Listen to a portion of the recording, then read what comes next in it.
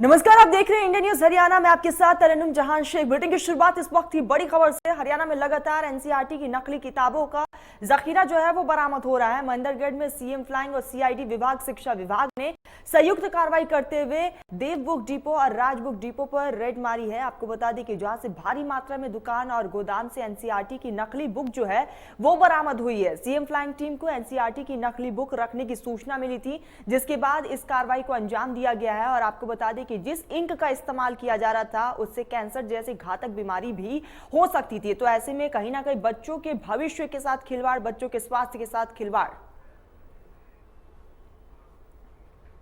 तो वही रविवार को रेवाड़ी में भी सीएम फ्लाइंग की टीम ने गुप्त सूचना के आधार पर नकली एनसीईआरटी की किताबों का जखीरा बरामद किया था। एनसीईआरटी की नकली किताबों में जो स्याही का इस्तेमाल किया जा रहा था उससे कैंसर जैसी घातक बीमारी उत्पन्न हो सकती थी। आपको बता दें कि महेंद्रगढ़ और रेवाड़ी की तस्वीरें जो है वो सामने आई है। दो तस्वीरें हम आपको दिखा रहे हैं। यहाँ पर बुक डिपो पर छापेमार कार्रवाई को अंजाम दिया गया, तो वही रेवाड़ी में भी बुक डिपो पर कार्रवाई को अंजाम दिया गया। और जिस तरीके से एनसीईआरटी के किताबों को यहाँ पर बरामद किया गया है, नकली किताबें बनाई जा रही थी जिसमें गलत इंक का इस्तेमाल किया जा रहा था और उस इंक से जो है बच्चों के स्वास्थ्य के साथ भी लापरवाही और खिलवाड़ की जा रही थी।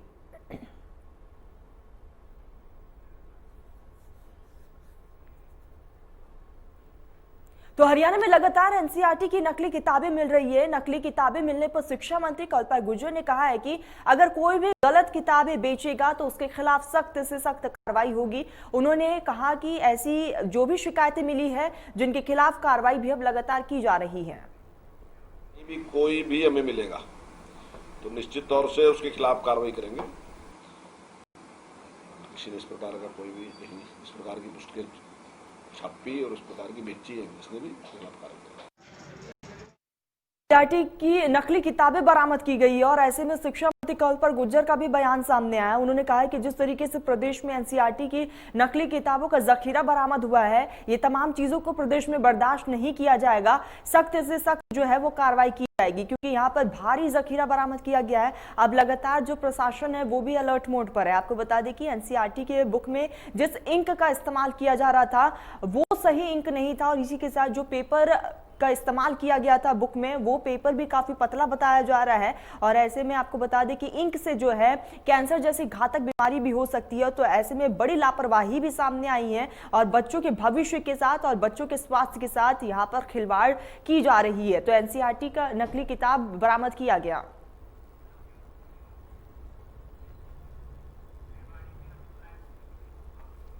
चलते हमारे साथ हमारे सहयोगी रेवाड़ी से अमित जुड़ चुके हैं। अमित, एनसीईआरटी का जखीरा बरामद किया गया है, गलत इंक का इस्तेमाल किया जा रहा था, कहीं ना कहीं बच्चों के स्वास्थ्य के साथ बहुत बड़ा यहाँ पर खिलवाड़ भी किया जा रहा था। बता दें, रेवाड़ी में 3 दिन पहले कार्रवाई हुई थी। उसके बाद लगातार प्रदेश में ये डाटा जुटाया जा रहा था आखिर इस तरह की जो किताबें हैं कहाँ पर सप्लाई हो रही है।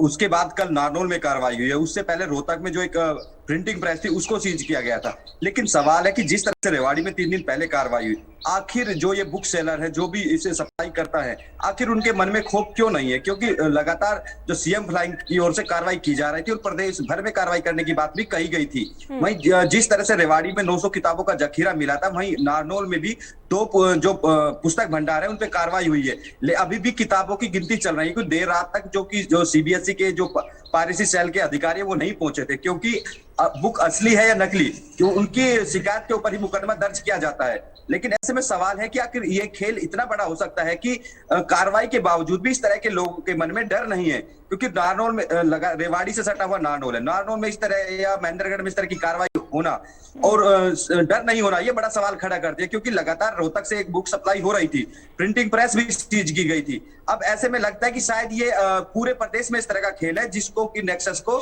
खुलासा करना जरूरी है। जी अमित, ऐसे में अब तक क्या कुछ खुलासे सामने आया है? क्योंकि जिस तरीके से शिक्षा मंत्री कल्पा गुर्जर का भी बयान आया सामने, कहा कि ये प्रदेश में बिल्कुल भी बर्दाश्त नहीं किया जाएगा, सख्त कार्रवाई की जाएगी।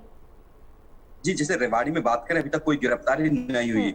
2 बुक सेलर के खिलाफ मुकदमा दर्ज हुआ था। उसके बाद प्रिंटिंग प्रेस रोहतक में जरूर सील हुई, लेकिन अभी तक कोई गिरफ्तारी नहीं हो पाई है, क्योंकि जिस तरह से जो सीएम फ्लाइंग थी डाटा जुटाया गया था, उनको पहले से जानकारी थी कि किताबें कहां कहां पहुंचनी है। ऐसे में सवाल है कि कार्रवाई महज दिखावा है या फिर कोई धरातल पे भी हो रही।